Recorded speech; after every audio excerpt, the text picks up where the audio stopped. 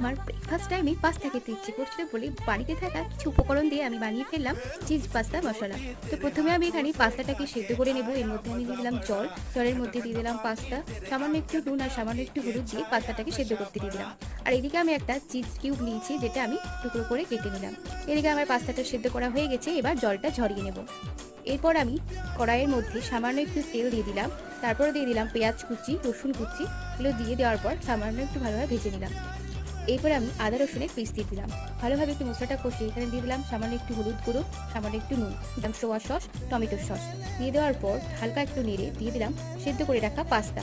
এরপর আমি দিয়ে দিলাম এখানে চিলি ফ্লেক্স, তারপর আমি এখানে দিয়ে দিলাম চিজ। ভালোভাবে নেড়ে নিলাম। এরপর আমি ওপর থেকে ছড়িয়ে দিচ্ছি পাস্তা মশলা। তৈরি হয়ে গেছে আমার চিজ পাস্তা মশলা। তো সামান্য একটু উপকরণ দিয়ে আমি বানিয়ে ফেলেছি। তো এবার টেস্ট করার পালা। তোমরাও চাইলে এভাবে বানাতে পারো। ভিডিওটি ভালো লাগলে লাইক করে দেবে। ভিডিওটি এই পর্যন্ত, দেখা হচ্ছে নেক্সট ভিডিও।